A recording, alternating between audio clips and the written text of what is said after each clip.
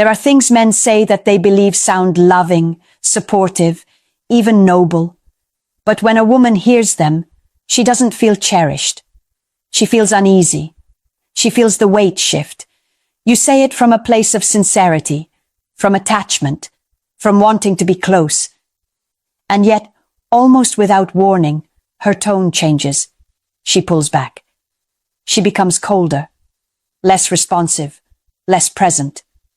And you're left confused, asking yourself the question that quietly haunts a lot of men. If women say they want closeness, honesty, and emotional connection, why do they retreat the moment you give it too fully? This isn't about censoring your feelings. It's about understanding what your words are signaling inside a woman's mind, and why some sentences quietly dismantle attraction the moment they're spoken. I want to be very clear about something before we go any further. The problem isn't your intention. Most men who say these things mean well. The issue is the psychological message your words send, whether you're aware of it or not. I'm speaking to you as a woman who understands both sides of this dynamic. What men mean and what women actually hear. If any part of this feels uncomfortably familiar already, hit the like button. And if you want to understand women before confusion quietly turns into regret, subscribe now. Number 1. You're my everything, and you complete me. Most men say this thinking it sounds romantic, devoted, deep. But when a woman hears it, something very different registers beneath the surface. What she hears is not love. What she hears is disappearance. In that moment, you're not presenting yourself as a grounded man choosing her from a full life. You're signaling that your sense of self has collapsed inward around her, that your identity is now orbiting her presence. And while that may feel like closeness to you, to her it feels like pressure. And pressure suffocates attraction. Here's the psychological truth most men never hear. Attraction does not grow between a whole man and a woman placed on a pedestal. Attraction exists between two complete individuals who choose each other without needing each other to exist. The moment your words imply that she is your center, your anchor, your missing piece, you are no longer standing on equal ground. You've stepped off your own axis. Women are not drawn to men who revolve. They are drawn to men who move. Let me show you how this plays out in real life. A man meets a woman he genuinely cares about. At first, he has his routines, his goals, his rhythm. He makes time for her, but his life still has structure, direction, gravity. And she feels that. She responds to it. Then slowly, his language shifts. Plans get rearranged, priorities get blurry. His energy starts following her mood. And one day, in a moment he believes is emotionally intimate, he says, "You're my everything," or "You complete me." What changes next is subtle, but it's real. She doesn't argue. She doesn't correct him. She doesn't even consciously decide anything. But something inside her relaxes in the wrong direction. Because now, instead of feeling like she's stepping into a man's world, she feels like she's being asked to become the world. And no woman wants that role. Not because she's cold, not because she's cruel, but because the female psyche is not wired to feel desire for someone who has surrendered their center. Desire requires polarity, and polarity dies the moment one person erases themselves to keep the other close. This is where men misunderstand women the most. They think respect comes from devotion. Women experience respect through self-possession. When you say she completes you, you are unintentionally admitting that without her, you are incomplete. And once that idea enters her mind, attraction begins to leak out. Not all at once, not dramatically, but consistently. Because now, every disagreement carries extra weight. Every distance feels dangerous. Every choice she makes feels like it defines you, and she can feel that responsibility pressing against her chest, even if she can't put words to it. Here's the truth most men need to hear, and very few are ready for. A woman does not want to be the center of your universe. She wants to be invited into a universe that already exists. She wants to feel your direction, your momentum, your grounded sense of self. Not because she wants less closeness, but because real closeness can only happen when you haven't erased yourself to create it. When a man says, "You're my everything," he thinks he's giving her love. What he's actually giving her is his balance, and attraction never survives that trade. Number 2, I don't know what I'd do without you. This line usually comes from fear, not manipulation, not weakness, but fear of loss. And that's exactly why it's so dangerous. There is a critical distinction most men never learn to make. Appreciation is attractive. Dependency is heavy. When a woman hears, "I don't know what I'd do without you," she doesn't hear gratitude. She hears a transfer of responsibility. In that moment, you are no longer sharing connection. You are handing her the keys to your emotional stability. And the female nervous system reacts to that instantly. At first, she may feel touched, even flattered. But underneath that initial warmth, something far more destabilizing begins to form. Pressure, obligation. A subtle sense that her presence is now propping you up rather than meeting you on equal ground. Women do not lose attraction because a man cares. They lose attraction when they feel like they are carrying him. From a psychological standpoint, desire requires freedom. It requires the sense that you choose someone, not that you need them to function. The moment your words imply that your direction, your grounding, or your emotional survival depends on her staying, attraction starts to erode. Not because she's heartless, but because no one desires what they feel responsible for managing. Here's what's happening inside her mind, even if she never says it out loud. If she leaves, you collapse. If she disappoints you, you lose direction. If she pulls back, you destabilize.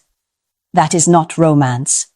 That is a silent contract she never agreed to sign. And the more emotionally aware a woman is, the faster she feels the weight of that contract pressing in. She begins to self-regulate around you. She chooses her words more carefully. She hesitates before expressing doubt or frustration, not because she wants to protect you, but because she doesn't want to become the emotional pillar holding your life together. This is where many men get confused. They believe closeness is built by showing how much a woman matters. In reality, closeness is built when a woman feels free to step toward you, not trapped into holding you up. The irony is sharp here. The men who say, "I don't know what I'd do without you," are often the same men who had stability, momentum, and clarity before they said it.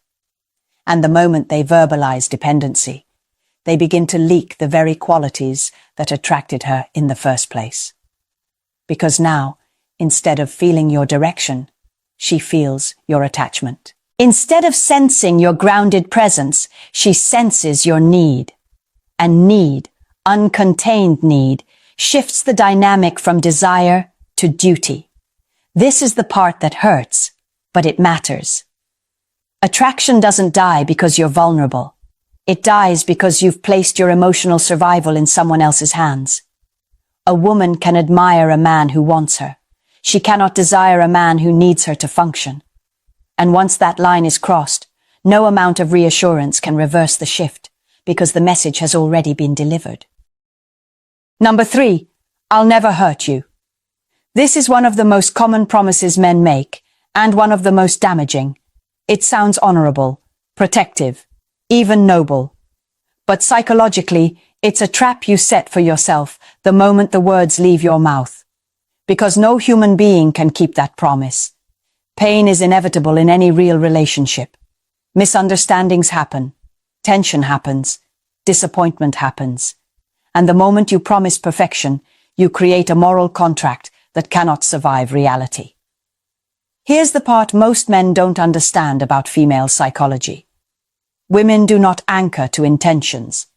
They anchor to words. When you say, "I'll never hurt you," she doesn't translate that emotionally as, "I care."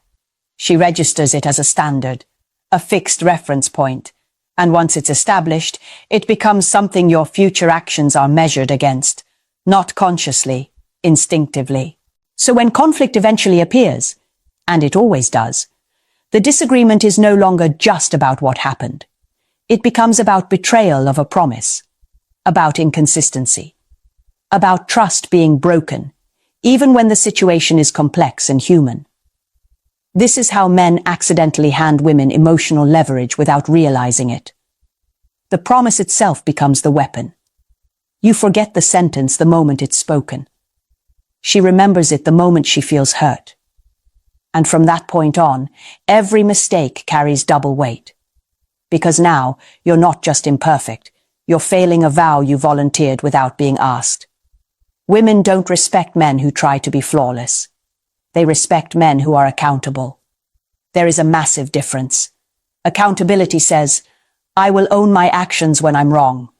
Perfection promises say, I will never be wrong. One creates safety. The other creates disappointment. What makes this especially dangerous is that men often say this line early, when emotions are high and reality hasn't tested anything yet. It feels safe to promise what hasn't been challenged. But relationships aren't built in calm moments. They're built in tension. And when tension arrives, the woman doesn't feel reassured by that promise anymore. She feels armed by it. This is why some men feel like past mistakes are never forgiven, never released, never fully resolved. Because the issue stopped being the action itself. It became evidence that you were never who you said you were. And that perception kills attraction quietly but permanently. Here's the upgrade most men never hear. Women don't want a man who swears he'll never hurt them. They want a man who can handle the moment he does. A man who doesn't hide, who doesn't collapse, who doesn't defend his ego. A man who can say, I messed up. I see it. I own it. And I'll correct it. That signals strength, stability, leadership. The moment you stop promising perfection and start demonstrating responsibility, the dynamic changes. Because now she's not holding you to an impossible ideal. She's watching how you move when reality applies pressure. And that's where respect is built. Number 4. You're too good for me. This sentence feels harmless, even humble. Many men believe it shows appreciation, putting her on a pedestal as a compliment. But psychologically, this is one of the fastest ways to collapse how a woman perceives your value. The moment you say she is above you, her mind doesn't respond with reassurance. It responds with recalibration. Human attraction is not built on charity. It is built on balance. And the second you verbally place yourself beneath her, the balance shifts in a way that is almost impossible to recover from. Here's what actually happens inside her head. When you say, you're too good for me, you are not praising her. You are disqualifying yourself. You are telling her explicitly that you do not belong where you stand. And once that idea enters her perception, she begins to see you through that lens. Not because she wants to, but because perception follows belief. Women don't decide attraction intellectually. They feel it. And that feeling is deeply connected to how they assess relative value. When a man positions himself as lesser, her instincts start asking uncomfortable questions. If he believes I'm above him, why doesn't he trust his own worth? What does he see in himself that I don't? And slowly, often without realizing it, she starts agreeing with the premise you introduced. This is where many men mistake humility for strength. Humility is quiet confidence. Self-disqualification is insecurity spoken out loud. A confident man doesn't need to lower himself to elevate a woman. He stands firmly in his value while choosing her. That distinction matters more than most men realize. Let me walk you through how this usually unfolds. At first, she may respond kindly. She may laugh it off. She might even say, "That's not true." But what she's really doing in that moment is correcting your words, not your belief. And beliefs don't disappear just because they're challenged once. From that point forward, your behavior subtly shifts to match what you said. You hesitate more. You defer more. You tolerate things you wouldn't have before. And she feels that shift immediately. Attraction doesn't survive when a man begins negotiating his place in the relationship, because desire requires certainty. And when you communicate uncertainty about your own worth, you force her into the role of evaluator. Not partner, not equal. Evaluator. And no woman wants to feel like she's dating someone she has to continuously reassure. Here's the part that stings, but it's important. The moment you stop believing in your own value, you teach her how to see you. And once that lesson is learned, it's rarely unlearned. This is why attraction often fades without a clear reason. Nothing dramatic happened. No betrayal, no argument. Just a slow erosion that began with a sentence meant to sound sweet. Remember this. A woman doesn't want a man who thinks she is too good for him. She wants a man who knows his worth and still chooses her. Because confidence doesn't need permission. And attraction doesn't grow where self-belief collapses. Number 5. Tell me what you want me to do. I'll always be here no matter what, and I'll do anything to make you happy. These 3 sentences come from the same place, and they lead to the same ending. They sound like devotion, loyalty, commitment. But psychologically, they signal the quiet collapse of leadership, boundaries, and self-respect. When a man constantly asks, "Tell me what you want me to do," he believes he's being attentive. In reality, he's outsourcing direction. He's communicating that he doesn't trust his own judgment, that he needs her to steer. Women do not want to steer men. They want to respond to a man who knows where he's going. Leadership in attraction is not about control.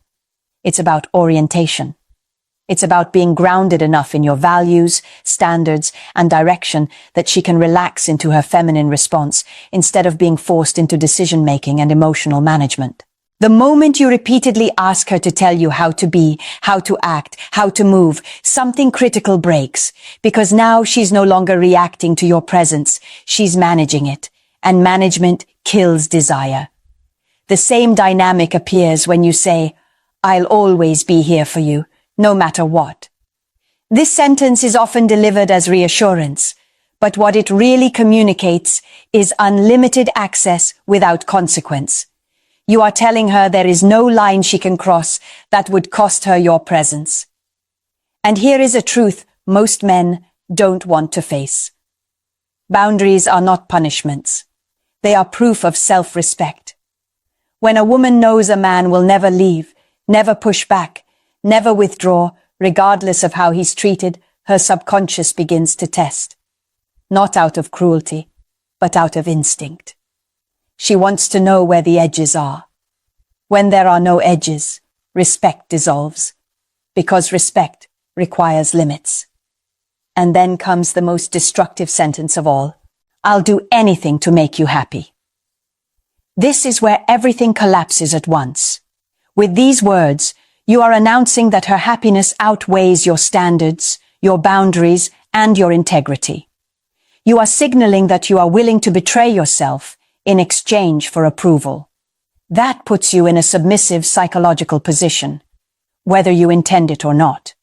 And desire cannot live there. Women do not feel safe with men who abandon themselves. They may feel comforted. They may feel powerful. But they do not feel attraction.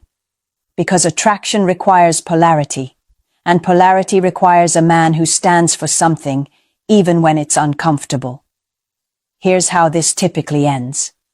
The man becomes more accommodating, more flexible, more forgiving than is healthy.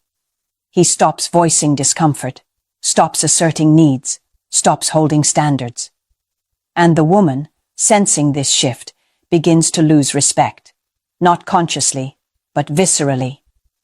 She becomes more distant, more irritable, less affectionate, and the man, confused by the change, doubles down on the very behavior causing the damage. More reassurance, more availability, more self-sacrifice, and attraction drains out completely. This is the point where many men feel blindsided. They say, "I did everything for her. I was always there. I tried to make her happy. And that's exactly the problem. You tried to earn attraction by erasing yourself. But attraction is not a reward for obedience. It's a response to strength, clarity, and boundaries. Women do not want a man who exists to please them. They want a man who knows who he is and invites them into his life without surrendering himself in the process. This is where everything we've talked about comes together. When you give up leadership, boundaries, and standards in the name of love, you don't become more desirable. You become invisible. And the most painful part? Most men don't realize what happened until it's already over. What you need to understand is this. None of the sentences we've talked about are dangerous because they come from emotion. They're dangerous because of the signal they send. Words don't just express how you feel. They communicate how you see yourself. And women are incredibly sensitive to that signal.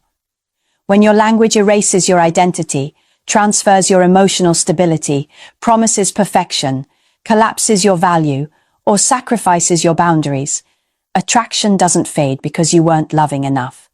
It fades because you stopped standing in yourself. Love was never the problem. Self-abandonment was. Real attraction is not built on how much you give up. It's built on who you remain while you give. A woman doesn't connect to the parts of you that dissolve for her. She connects to the parts of you that are solid, grounded, and chosen, not surrendered. This is the shift most men need to make. Loving a woman does not mean making her your center. It means inviting her into a life that already has direction. It means caring without collapsing, committing without erasing, and standing firm without becoming cold. Here's the line I want you to remember, because it changes everything. Attraction doesn't grow from sacrifice. It grows from self-respect. If this video made you recognize something in your own past or your current relationship, hit subscribe. This channel is about helping you keep your emotional power without losing your ability to love. Leave a comment with the line you've said before that finally makes sense now. And share this with a man who's loving hard but losing himself in the process. Because the goal isn't to say less, it's to stand as more.